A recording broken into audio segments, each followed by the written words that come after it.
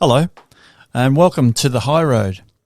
We're here today with a very interesting show, and we're going to talk about topics that I don't think is readily spoken about over the tea table, unless it's that time in your family's history. I'm here today with a local lady who grew up in Maui, and her name is Kellie Vickers. She's married with 2 children, and she's the community activator for Tender Funerals Gippsland. Hello, Kellie. How are you? I'm very well, thank you, Noel. And yourself? Very well. Thank you for coming in. Oh, it's my pleasure. Absolutely. This is great. I've been dearly wanting to have a chat to you about tender funerals and how that all operates. I have a fascination, well, not a fascination as such, but I do have a healthy interest in the cycle of life. And, of course, funerals, in some mindsets, unfortunately, is part of the cycle of life that we don't often get to discuss. And I think it's a discussion we need to have. I couldn't agree with you more. There's certainly people who are either into it or completely out of it. So what we're trying to do with Tender is bring people into it so we can help empower, and I don't love using that word. I feel like it's completely overused, but basically give people the weapons they need to attack such a topic. Now, just before we move on, and tell us a little bit about yourself. You say you grew up in Maui? I did. I grew up in Maui, so I was born in Footscray and then came to Maui when I was 4. I'm now getting closer to 50. When I was years young, you forgot to put on the end of that. Of course. I did all my schooling in Maui, and when I was 18 and unemployed, I was super wealthy. I had $600 in my bank, and I thought, you know what? If I'm going to be unemployed, I'm going to be unemployed on the beach. So I moved to Noosa. Now, from there, I ended up moving from Noosa and working. Been to Tamworth, Port Hedland, Perth, travelled around the place. So I had a wonderful time for 3 or 4 years. Then I came home and bought a home. I did financial planning after that for a while. So I was in the finance industry for a bit there. Met my husband-to-be, and then from there, where did I go? So we had the babies, and I got into retail after that, and one thing led to another. And through the children's schooling, I noticed there was a lack of sort of consistent parenting, I suppose, and certainly a lack of grandparent attendance in kids' lives. So through that, I started a program where we went out to the Merbau North nursing home, and we kind of buddied up the kids with a adoptive grandparent, let's say. So it was something that led me into where I am now, into the death industry, because then COVID hit all of us. And my person that I was matched up with in the nursing home as a buddy, she was not going to get any other visitors. And I knew that. And I thought, well, we don't know a lot about COVID yet. And the rules and regulations, as we all know, were being changed day by day. So I did a bit of Googling, and it said if you were a death worker, you'd be able to slip in the back door of a nursing home. Okay. So I did a bit of Googling, and I could do a course to become a death doula, which, if you're not aware of what that is, there's a lot of people have heard of a birthing doula. Yes. And that's like a non-medical midwife. So she offers all the options and assists and guides the parents through what's going to be the next stage of their life. Doula is an interesting name, one I'm not really familiar with. Wow, that's amazing. Go on, sorry to butt in. That's all right. So I'm looking at the other end being a death doula. So I found that intriguing, all these options that we have, yet nobody really talks about them. A birthing doula is lovely because it's all about babies and new and life and special things. A death doula is talking about the other end of life. And a lot of people will say it's morbid, a bit icky still to talk about. We're not comfortable with the death thing. But basically, I did the course, I got my certificate, and I went up to the nursing home and said, can you let me in? I want to see my buddy. And they said, no, because she's not actively dying. So, all that, and I should have asked the question, but it's a question I didn't know to ask. So, you know. Rules and regulations, I mean to say. When you're 89 and not actively dying, I don't know what you are doing. But no, there's a lot of people that are 89 and still very much living. But anyway, we we kind of realised pretty quickly that's kind of how it worked. But part of my course meant that I needed to work with people who were at the end of their life. And I was given the opportunity to work with a lady who was going to partake in Victorian assisted dying. Yep. And I worked with her in the lead up, and we had a living wake, and we had a wonderful time. We arranged, a lady from Bendigo does build your own coffin kits. So it kind of comes in a flat pack, and you built your own MDF coffin. So she had a barbecue, and like she said, it was kind of everybody could come and put a nail in her coffin. Okay. So as you do. Yes, she had quite the party. She got to have all the photos. All her special people were around, so that's what she wanted. They built the coffin. They had the barbecue, which she found hysterical because she was being cremated. This lady was very comfortable with the death and dying thing, so that made my job very, very easy. They had everybody come, celebrations, stories, and it was a milestone for her that she actually got to be a part of. So at the time when she chose her time, she got to take the medications, do what she needed to do. She passed away in her recliner chair surrounded by the people that she wanted to. She was moved directly to her casket, which had been the coffee table for a while now, taken away, all procedures done, straight to the crematorium. And then the family got to do whatever they wanted to do to mark as a memorial for her. But she got to be in control of every aspect of her dying, and it was amazing. So that's what's got me to where I am with Tender. That's what started it. From there, I have worked with other funeral homes in the area, and they all have differing ways of doing things, and none that I felt to my core was quite attacking the need that comes at the end of life.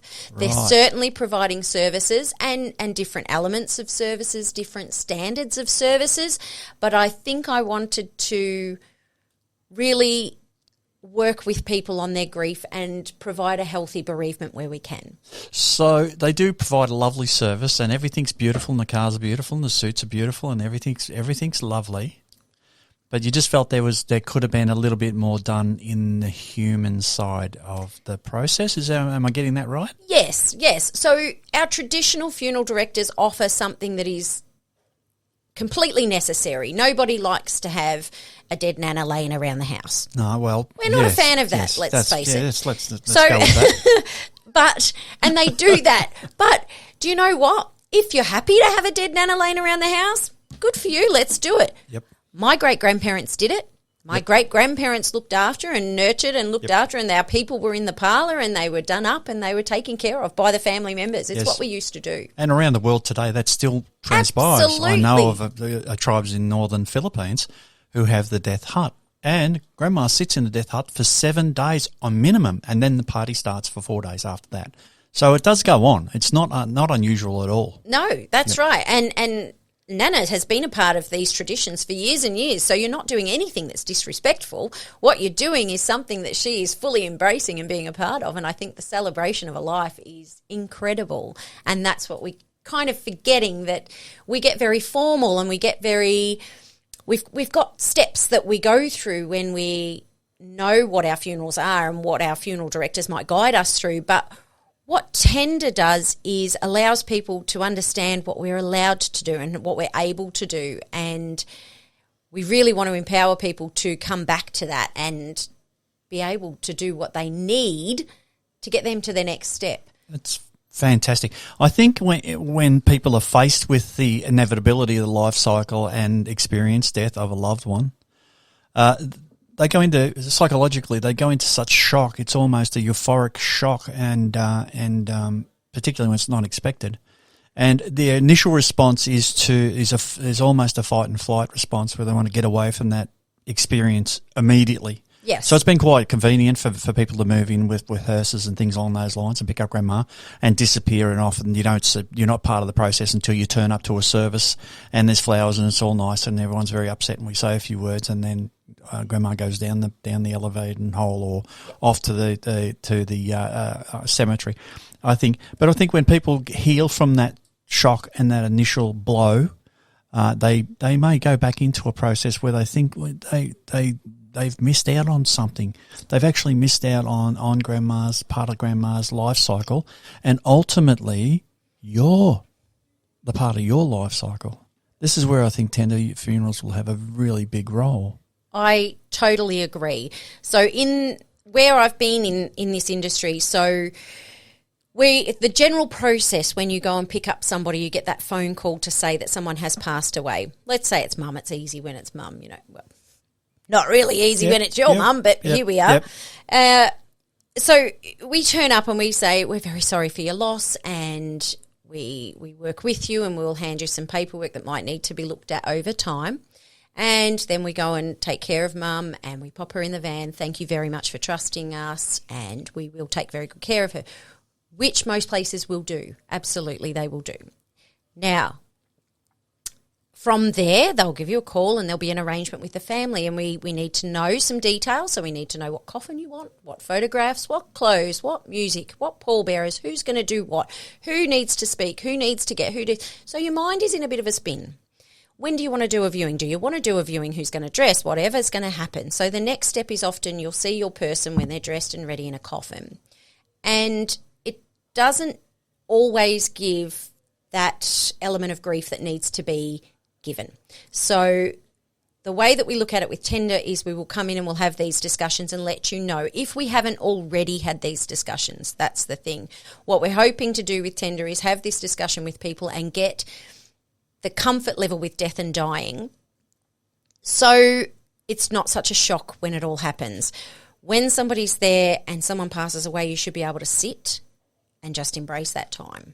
Be a part of it, be immersed in it, and it's going to be okay. Yep. Don't panic. Don't phone anybody. Don't do anything. Just be. Just do that, and that's okay. And these are the supports we want to put in place to be a part of all this process. So our idea is that we would come in and that we would assure you that it's okay to leave mum where she is, and we will brush her hair, we will make sure she's clean, we will make sure all that's done. Now we're going to go and sit and have a cup of tea, and we're going to find out who we have to ring and who needs to turn up, because we're in a society now where kids are all over the countryside and people have to travel to come in. Yes. Now, when the next time, say you're coming in from New South Wales and mum has died here in Maui or wherever, you're driving down and you're thinking on the way, oh my gosh, I should have answered the phone last time she called, but I didn't want to because I just wanted to get the kids to basketball. That's or right. I just wanted to go to the pool, so I didn't answer the phone because I knew she was going to be on for half an hour, or I didn't do this or I didn't do that. So that guilt is building up on your drive home. Yes. Now, if your next visit with mum has to be when she's already done and sorted in that coffin, it doesn't really allow you to get rid of that guilt, because you're somewhere that it doesn't feel comfortable to have that breakdown, ugly face cry that we all have when we get to that depth of grief. Whereas if mum's still at home and she's in her bedroom and she's holding on to her rosary beads or her latest book or her family of her photograph of her family or whatever it might be, you have that opportunity to come in those front doors, greet the people that are there with the tears like we do, burst into the bedroom and then sob all over her and apologise and do all that. And that outlet of grief can often be that thing that allows you to step forward in your process. Yep. So all of these small things that seem quite odd to a lot, but we want to try and normalise it, can actually help for a healthier bereavement. And our next step is that we would welcome the family to be a part of every process. That's what tender is about. If you want to be the person that dresses mum, if you want to be the person that does all the washing, if you want to just come in and do her hair and makeup because she liked it just so, that's right, then be that person. That's right. Come on in, come and do that, be a part of this. If it's too much for you, we will have people there.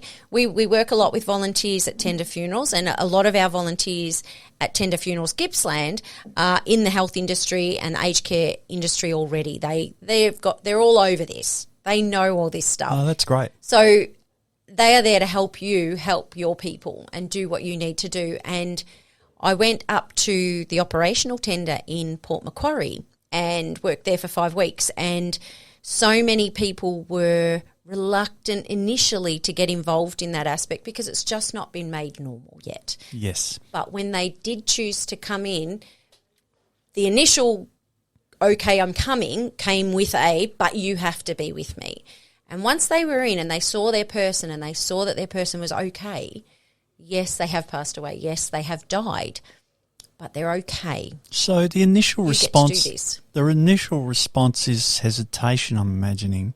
But Yeah. you're finding when people enter that space, there's a definite release and a definite positive process to the grieving process, because grieving is an unusual beast. I've found it can get you at the most in the most inopportune moments. It can linger for a very, very long time.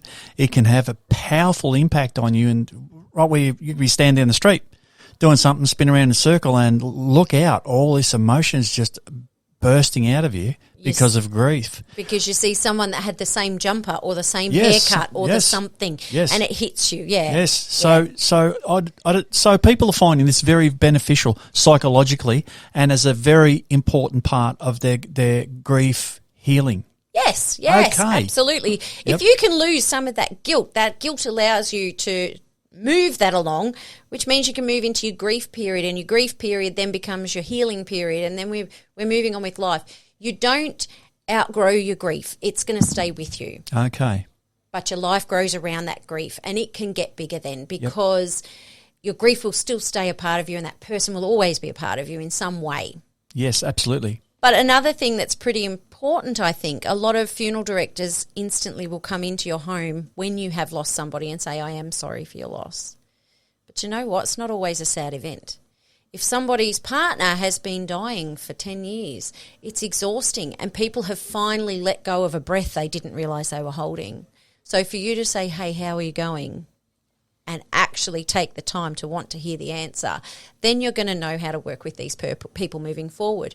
If this person has been beaten by this person for the last 40 years, they might feel incredibly relieved. And for me to come in and say, I'm sorry for your loss, that's not allowing them to say, I'm not. Yep. This is okay with me. It's about time. And I actually feel safe. For the first time in my life, I feel safe.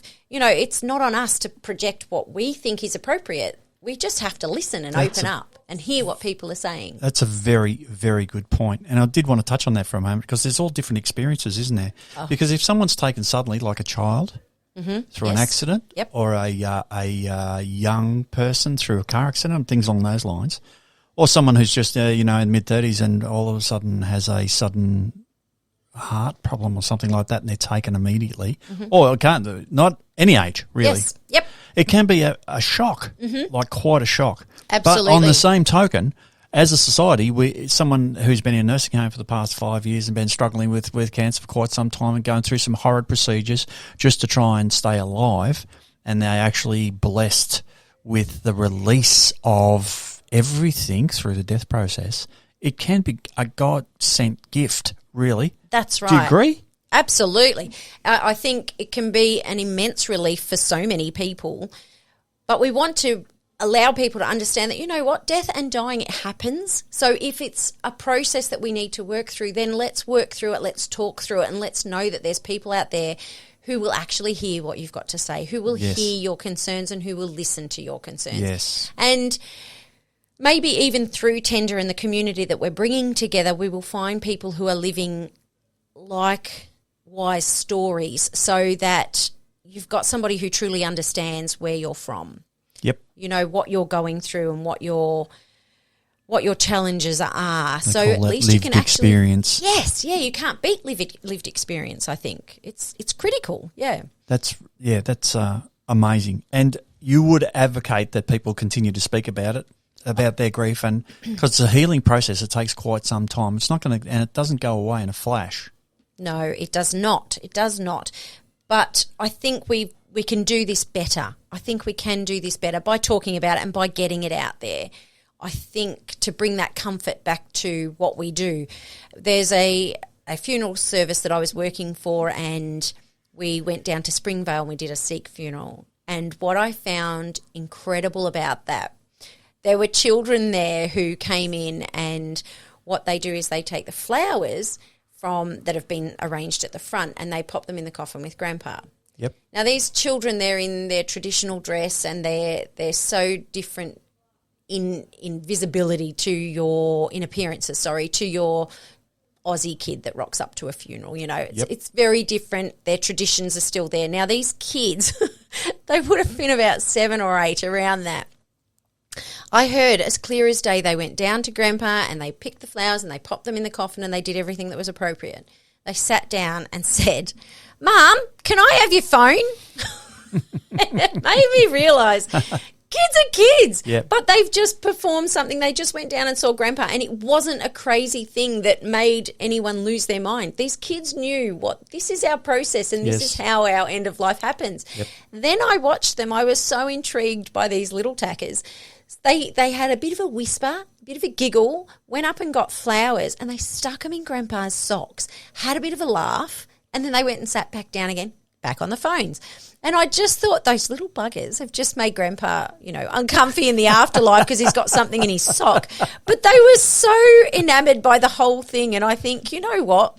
As grandparents, my parents would think if their grandchildren did that, it was hysterical because it's the grandkids and they can get away with anything. Yes. But just watching that made me realise how backwards some of us in Australia have it because we don't have the same faith anymore that we used to have. Yep. And all our other cultures that we have here seem to have something further they believe in. Now, it's certainly, there's a lot of people that do still have some faith in something, but there's an awful lot that don't. Yes. And I think even with Tender, we're definitely not religion focused for anything at all, but I think what we can bring back is faith in human kindness and the general commitment of our community. I think that's such an important thing for this stage of life. So we should just have this community that allows us to talk and speak about all these things, all these consequences of death, the good, the bad, the ugly face crying with all the snot and the sobbing thing that we have to take on. And so cleansing. Oh gosh, yes. Yeah, you need absolutely. to get that. You really need to get that out. Yes. I advocate to men. Oh, for sure. When they're feeling that crushing pressure in their chest trying to hold that emotion back, I advocate, just get that out. Just don't for a second, just let it pour out. Let it go, man. Wherever too. Yes. In your bedroom, under your bed, in the backseat, anywhere. Whatever. But do it. Because don't hold it back. That's just crazy. You got to let that out. Because you do get to that point where you go, oh, yeah. Ooh, that was good. Yes, My exactly. eyes look like a frog at the moment, but that's okay because, blimey. And you will move on. Yes. It won't devastate you. It won't devalue you. It will actually heal you. So, and I feel a bit like that was rock bottom. Yes. I feel like that. Yep. So now I can start. I can start again. It certainly is. It's sort of like it certainly is. You go right back to the rock bottom, don't you? And then because you've given it all you had. Yep. You gave it every bit of that. Yep. And then finally you go, well, now I can actually see some clarity. Yes. All right, we've got this. And I've always said from crisis comes lots and lots of learning. And I've always said that with the passing of someone close to you, there is lots and lots and lots of learning. You learn so much about a person when they pass away. Oh. It is amazing. That's sad, isn't it? Yes. Who doesn't come away from a funeral and say, oh, my gosh, I didn't know we were born in the same place or we went to the same school or we did these same hobbies. There's always more questions than there is answers at a death. Yep. So why not run a live wake? That's something that we're going to promote as well because COVID saw a massive change in the funeral industry in that you could only have 10 people or 20 people at a service. Yeah. Yet you were still paying the same amount. Yep. Still processing the same things, except there was nothing, you weren't getting any more value for it, So people now are into these direct cremations, which is where you'll get picked up, you're taken away, you get cremated and your ashes come back and your family will hold a memorial or something along those lines. Well, there's nothing saying you can't have your service before you go. Yep. Do one and then get on with living. Yes. Because you've done that. Tick it off your list. It's your bucket list thing ticked off and done. Then have your direct cremation and whoever's left can do what they want. Yes. So there's so many ways that this can happen. My kids know I'm an animal lover. So I have all my dogs that have gone before me on my fridge in little tins. So my kids know that when I'm gone and I've been cremated, throw me in a bucket with all the pets. Yep. Mix me up, take me to the pyrotechnics, get me put in fireworks, and I want you to go to the beach or wherever with all your friends and have a lovely time, as much food as you need, as much drink as you need, whatever. And then as it goes dark, boom, hopefully by then I'm a nana, the grandkids will be able to say, boom, there goes Nan, see you later. Now, that's one way to scatter ashes. Fantastic. But I think it's beautiful and it's so lovely. But how many people know you can do it?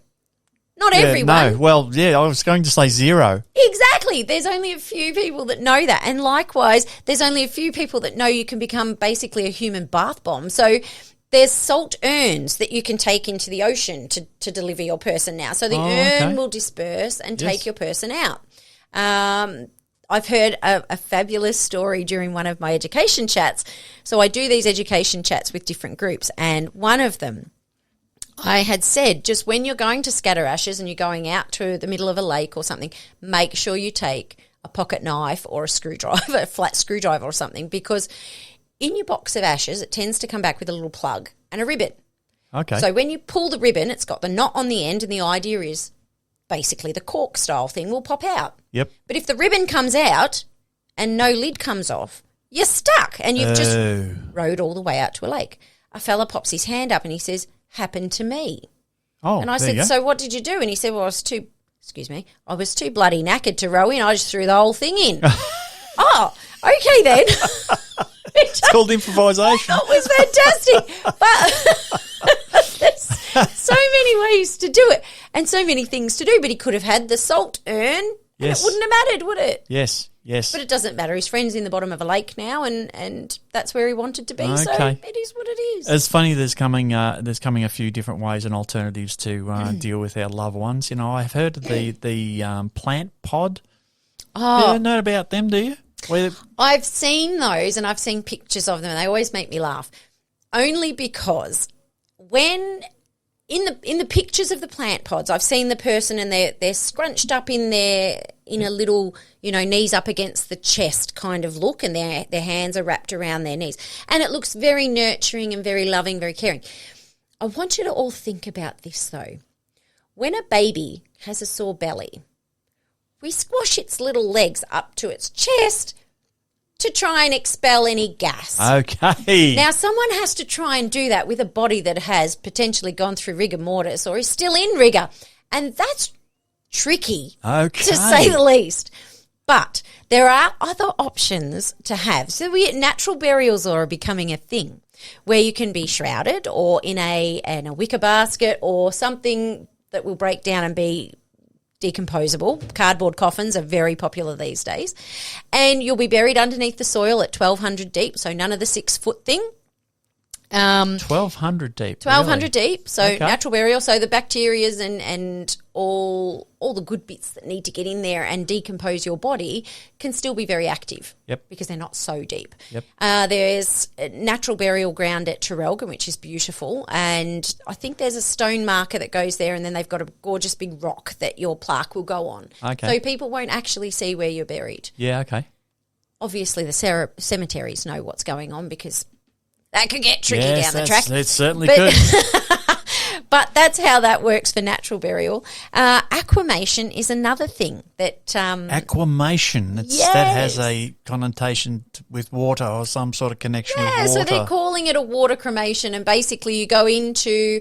It's like a tank that is sealed, and you go in there and you get sort of... Not tumbled, but you get flushed with the fluids that they use for that, and within about 4 hours you get back pure white cremains, basically. Okay. So that's how that process happens. It's about 4 hours that it takes, and it's not too much. Crematorium, that will burn you at about 60 kilos an hour. Okay. Your roast pork's a kilo an hour, Yep. but people are about 60 kilos an hour. Tell me if I'm giving you too much information. No. I think. Look, no. I think. Honestly, I think it's fascinating. And although it might be a little bit uncomfortable for people, and it is a bit because of our culture. Mm-hmm. I think there's also a fascination, and people really want to know this information. Well, I think people don't necessarily realise that they find it as interesting as they do. So, no, it's not something they ever wanted to know. Yep. But now that they know it, they're like, well, Yes. Guess what? Yes. It's 60 kilos an hour, so I've got to lose some weight because I want to be done in 2. Or, we can work it out. But people are allowed to do so many things when it comes to death and dying in Victoria, and I think that's just super important that they get to know what these things are. Yes, I tend to agree with you. Is there any other interesting ways they deal with our remains? At the moment, no. I know that the Hindu community are lobbying very hard to try and get the open-air pyres done here. Okay. But so far they've hit walls. However, they have approached us down in the valley to try and find a community that would be able to perhaps make that happen. I think it would be fascinating, and I think it's quite critical that we do observe and assist other cultures to do what needs to be done for them. Could you unpack what a pyre is for those listeners out there who don't quite understand what that is? So there's the setup of the wood that's required, and then we lay our person on there and we perform all the rituals that are required, all the prayers that we need to do to release the spirit of our person. So it's an open air thing. People watch the body burning and have that happen. I read about I think it's Tibet. They do the up on the mountainside. See this, I would love this if I can't do the fireworks, but you go up on the mountain and the Sherpas are up there, and then you have all the prayers and things done over your body, and you open up your shroud, and then the vultures come and take care of the rest. Yep. Everyone steps back and it happens. It's about 4.5 to 5 minutes that it takes, and it's all over Red Rover. Now, we can't do that in Australia, mainly because our magpies are useless and won't eat enough quick enough. And or spoiled. No, yes, nobody wants a stray toe dropping on the windscreen, but it's something we can't do here. But, it might add an element of talking to the topic. And I think anything that gets people talking is always pretty exciting. So, I agree with you yes. 100%. I agree with you. Now, you've spent a bit of time in the coroner's office. I have. I was doing the transfers with the coroners. So we would pick up an unexpected death from their home or the care facility, whatever it happened to be, and then we would take them down to the coroners. Quite fascinating, and certainly something that I found incredibly honouring. You were placed in a situation where this was such an unexpected thing, so you were often dealing with very high emotions, and I felt like I was able to contribute there by allowing people a version of a goodbye that they didn't think they could have. Very tricky to take people away, especially when it's children from a parent. And that was probably something that made me realise that we need something bigger than what we've got to care for our people who are in these situations. It's something that does happen every day, and that really did open my eyes to where we need to have more empathy, more understanding, and more assistance available to us. And if our community just knew that it's okay to talk about this, then people might not feel quite so lost. Yep. That's the wonderful aspect of Wild Tender Funerals and your service. Yeah, and absolutely. the service that you provide. That's wonderful. Yes, I would say, I'm doing sneaky things in the way that I'm placing tender here, but there's nothing sneaky about it because I'll tell everybody we are fully transparent in everything we do. Yep. So what I want to do is have subgroups going on, which everyone's a part of the tender community, but I want to have our gardeners working together, and I want to have our sewing groups working together. A commercial shroud costs about $1,200. What it is about $40 worth of calico from Spotlight and a few straps. We can do this, and we can do this with personal items and personal goods, and having a sewing group together that does this. We might be involving people who aren't necessarily comfortable with the fact of death and dying yet, but by being immersed in it and seeing that they can make a shroud that's made out of, Pop's Farm shirts because we're going to wrap Nan in it, or whatever it might be. We can do these personalised items, and these people who are doing this, who aren't comfortable with the death and dying, they're slowly being immersed in it and welcomed into it in a way that is so positive and so beautiful and so genuine that we may be able to change the way we feel about things without it being thrown in your face. Yep. If people feel like if Nan was a traditional gardener and we've got gorgeous rose bushes out the front or something that's amazing, well, the family's welcome to take their bouquets from that. You don't need to pay $500 for a casket spray if you don't want to. You don't need to do any of this. Some people will want that, and the casket sprays that our local florists do are incredible. Yes. But if it's not what you want, or if it's not what you feel was needed, we're there to allow you to understand that it doesn't have to happen. You don't have to do all these traditional things that we know about. Some people do, there's memorial booklets and things like that go out. Yes. These things cost money and often are taken home and thrown away. Something that's interesting there is handing out these brochures at funerals. There's always someone that says, oh, can I please get another 3 copies for my brothers who couldn't come, or my sister who couldn't, And they probably maybe never get posted anywhere, but the family have paid $3 or $4 each for these. Nobody thinks about that. Wow, $3 or $4 each. Can be for a full booklet. And people aren't thinking about that. And often there's not actually any wonderful result that comes from that. It doesn't change how the family are feeling. It doesn't change how they're processing. I've suggested a few times to people, and this is not new, other funeral directors obviously do this sort of thing, but, Mum had that salt and pepper shaker collection where she's got 300 salt and pepper shakers, or 300 porcelain bells or spoons. Yeah. Do you know what? We're going to give them out at the funeral to everybody. That's a great idea, because I was going to ask you, did you have any ideas of something, an alternative to the flyer? Yeah, so you can That's do really, really personal anything. as well. You can do your bookmarks, you can do your books, your booklets, you can do your card, you can do whatever you want to do, but sometimes you can do something that's a little bit more. You can do a potted succulent, you could do seeds to go somewhere, you could do anything you want. And your family is welcome to do that. And come to Tender and we will help you put everything together, and we'll help you do all that, because it's all a process where we're gathering people and the family together. And what happens then is we talk, and someone will ask a question about the person that's gone, and it makes people talk. And then we can laugh, and then we can cry, and then we can all keep it going. We're all very much a part of this process that is so healthy for everybody to move forward and have a happier bereavement, or a healthier bereavement. They're not feeling so lost. Yes. What the operational tenders in Port Kembla and in Port Macquarie have found, that often people who have participated in a tender funeral because it's been their person have then offered services later on.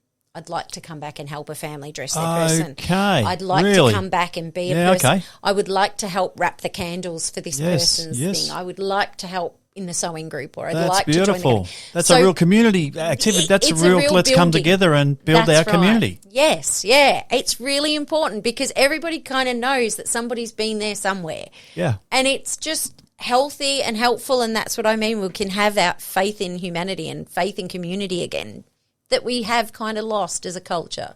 So, I mean, we don't have as many volunteers as we did back in Mum and Dad's generation, because you used to just do that. Yes. You just used to join everything. Yes. And now we have different commitments. We have higher mortgages, we have higher school fees, we have all these things that mean we have to work longer. We don't have the free time that we may have had once. Not saying that volunteers back in the day, but when Mum didn't have to work, or when Grandpa, went to work and Nan didn't, or whatever, you were able to help CWA, all those different volunteer things. Correct. Lions Club, Apex, all that. We're seeing those kind of get smaller and the age demographic get older. Yes. We're not picking up the slack down here. Yes. So hopefully we can change a few things that way. And by reducing the costs of end-of-life processes, I think hopefully that can assist in ways that people didn't realise it was going to happen. The average tender funeral, or the average funeral in Australia, is between between $9,000 and $12,000 for a basic sort of service. That's if you go to the local funeral directors in your town and to have a ceremony for grandma or grandpa. Yes. Okay. So that's across. So we've done these figures on Australia-wide, but so there are different prices, and there's independents that will do cheaper, and there's different places that will do cheaper things. But the average tender is about $2,800. Now that doesn't include your burial fees or your cremation fees. It's just to get everything happening. But if it's with our establishment, obviously the cheaper our outgoings are. We are the not-for-profit, the cheaper our funerals will be. Yep. So that's a huge cost that can be reduced without thinking. And now, if this was an unexpected death, that's still a lot of money to come up with. Certainly is. Tender has a benevolent fund, so we're able to help people in situations that they perhaps weren't expecting or don't have the funding to cover this sort of thing. So that's a pretty important aspect of us too. That's fantastic, because even at that average price of $8,000, you said, on average, I mean, it 9 can and 12 fluctuate Yep. it can fluctuate either way. That, I would imagine, that's quite inaccessible for a lot of families now already. Yes, And especially now. As things go up and the cost of living goes up and things along those lines, people are very engaged in debt. Mm-hmm. That may be very out of reach. Yes. And it's something we want to avoid. I mean, nobody likes to be in debt at the best of times, let alone when you're grieving somebody. Yes. It's just out of your comprehension, and this is one of those things that comes back and haunts you a month after, 2 months after, when you realise they're gone. And not only that, but I'm 4 months behind in the mortgage or whatever else because this happened. It shouldn't happen that way. Yep. And as a community, we can build back up and do what's required at the end of life, where we come in and people providing food and people are doing things. And one of the ladies on our working group said she was inspired by it because when her mum passed, she put a call out on Facebook, and I was one of the people that just turned up. Now, I hadn't seen her for years, but she put a call out because she needed something. So as a community, that's what we do. And she said, I had food come from everywhere. Yep. And she said, that was the reminder to me that, hey, this is still there, but people want somewhere to focus it as well. Yep. People want to help when somebody dies, but nobody knows what to do. Yes. So by doing this and by saying, hey, guys, this is the family that requires, then the family can put out in their own networks, this is what we need done. Because we'll be guiding to say, here's what we need done. We just need a few people to do it. Yep. If you want to put a call out for your friends, then let's meet here and we're going to make that happen. You know, it could be anything. So you'd recommend to put a bit of a call out one way or another to your friends, absolutely, to come around and give you a bit of a hand in those most difficult situations. Absolutely. And I think ultimately, at the end of the day, because we've become such an insular society, we've forgotten how to do that. How to put our hand up and say help, you know, and to go down that. That's right. You know, with things like tender funerals and things like communities growing again, we might be able to get back to that. I remember my old, my grandmother, when I was a real little child, my Auntie Kath, who was very strong, and people would come to Auntie Kath up and down the street for advice or to help bandage up a hand when they'd cut their thumb trying to repair something and things along those lines and advice.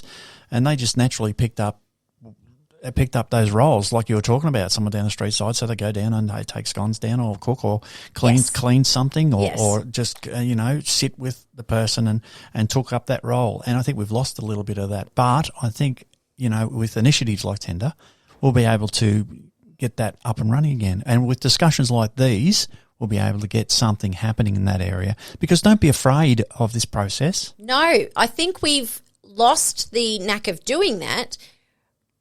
Or not lost the knack of doing it. I think it's disappeared, but not because we wanted it to disappear. We still want to be able to help, but nobody knows how to. And when you're grieving and somebody comes to you and says, what can I help you with? Your mind is so blown that you don't, nothing's going to fix this. That shock. You're in shock. Whereas if we can sneak in with Tender and say, hey, some grief groceries. You know that she loves Aero bars and binging on Coke, watching Netflix. Well, drop some in. Yep. That's it. That's all you have to do. Yep. Just, we can do this or we can do. So we put all these things in place that allow your communities to open up to you.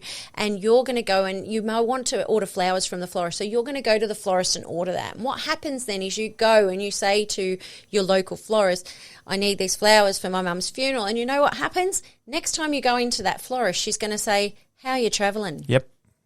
So it's already somebody that's opened in the community that knows that you've had a rough time. Yep.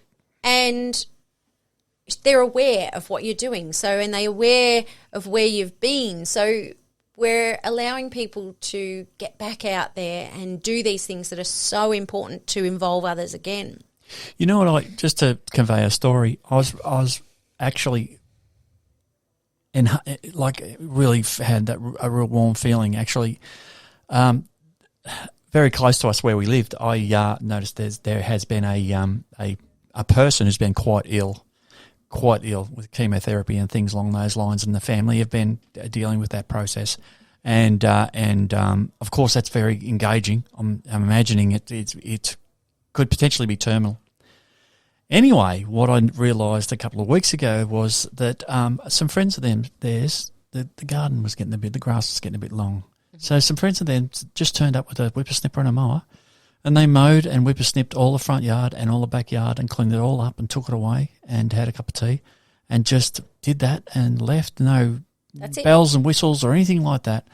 But the appreciation by the family and how that's almost beyond words how I describe that. But that actually happened, and I was really amazed and really enheartened. I felt wow, we really do have a community out there. People really do care. People do really want to put in, and it's such a small thing to do. That had such great impact. That's right. That's where, like our sewing crew, I want to get that involved because the memory bears are something. So to make a series of memory bears for all Poppy's grandkids or something out of his flanny work shirts or his whatever. Yes. All the grandkids have something to cuddle that was his. Yes. And the people that are making it get the gift of giving something like that. I couldn't make a memory bear to save myself, but people who have a talent that they just want to be able to give as well. The feeling of giving that is such an uplifting, and absolutely. It's free. It's free to everybody. Yes. But we need to know what we can do. Absolutely. And it's reciprocal when you do things like that for others, particularly when they're in times of crisis or times of need. What comes back to you is it's tenfold. It's just amazing. They say karma's a bitch.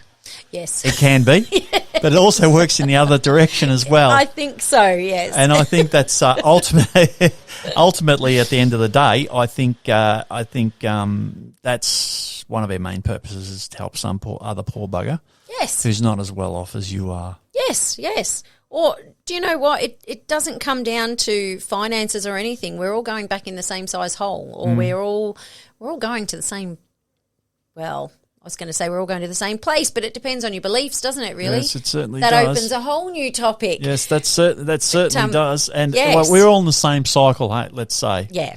We're all in the same road, not the same road, we're all on the same journey. That's right. That's what I wanted to say. This whole thing is the one exam we're all going to get 100% on. Okay. Like it or not, we're all going to die. We're all going to get 100% on this exam. You're not wrong there. We are. We're all going to get the gold star. That's fantastic. Look, that's fantastic. Where can we, in wrapping up, is there anything else you'd like to add that we haven't touched on? Look, I think with Tender, we just want to let people know how important that it's going to be for our community. In one of our last working group meetings, somebody said, do you know what? We just have to open. That's all we've got to do, because people aren't going to truly understand the depth of this concept until they're seeing it and feeling it themselves. Yes. And I couldn't agree more. We're working on a location at the moment, and so far so good, but we've just got to get it through the next steps. Now, if we can get this location, I'm going to tell you some financials that we're looking at, and we have gone through our business model. It'll be about $450,000 to get us operational. Yep. That's what we're looking at. Now, our area that we're going to cover is the Baw Shire, South Gippsland, Latrobe and Wellington. That's 220,000 people. If every single person in those shires contributed to this, it would be $2.05 each. Wow. Now, we know that's not going to happen. Yep. For one, we've got people working at other funeral services. They're not going to probably want to encourage this. But why not? If we got 10% of those people Yep.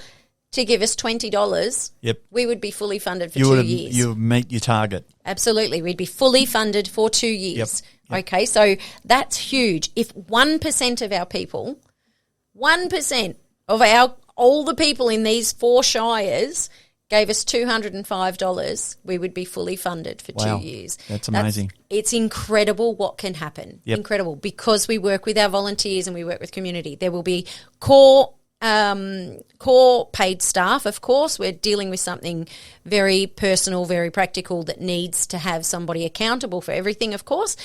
But we run a lot on volunteers, and people are just so ready for this. It's been amazing. Yeah, good. So the funding for it is going to be our next thing, and we'll work on a community project for that. One of those we've been thinking is our cardboard coffins as a fundraiser. Oh, yeah. Cardboard coffins are a great thing to go with. A lot of people say, just put me in something cheap and easy and get it right, out of the way. They do. Stick me in the backyard. I've heard that many times. Yes, $300 and you've got yourself a cardboard box, and they hold up to 240 kilos. Okay. So that's not bad. And they meet requirement. Of course they do, state yes. and federal requirement. Yes, they do. So it can be for a natural burial or for cremation. Obviously, it's going to disappear a lot quicker in a cremation. Yeah, absolutely. But yes, you can paint them any way you want. You can decorate them any way you want. They're absolutely beautiful. Yep. So very easy and a fantastic thing. So we're looking at doing cardboard coffin painting and decorating as a bit of a fundraiser, but we'll see how that goes in the future. So keep an eye out on our Facebook page, which is just Tender Funerals Gippsland, and that will follow along on our journey to where we're going. And, yes, if anyone wants to volunteer or get involved, by all means, look us up and send us an email and we can get back to you and make things happen. All right, look, that's fantastic. Facebook is the only place we can find you? At the moment, or you can email me directly at gippsland@tenderfunerals.com.au. That's wonderful. And anyone out there who's got any questions or you'd like to hear some more from Kellie, just write to us on Facebook at Aimed Motivation Empowerment Network, or to Noel C. Blundell on Facebook. And we're happy to ask Kellie those questions, or have a discussion down some other area that might interest you. We should so have a cast that involves all the community questions we can find. I think that'd be really good. That would be so entertaining as well, and educational. That's what we're about. So, I think that'd be really good because that'd open up discussion and we might touch on some subjects that people are really interested in. Yes, absolutely. And if you do have a group that you're a part of and you'd like me to come and have a chat to, I am more than happy to do that as well. That's a big part of Tender, so happy to do that on a volunteer basis too. That is fantastic. Kellie, thank you very, very much for coming in. It's been really interesting. Thank you, Noel. I appreciate your time. Take care. Thank and you. see you, everybody out there. See you next time. Bye-bye.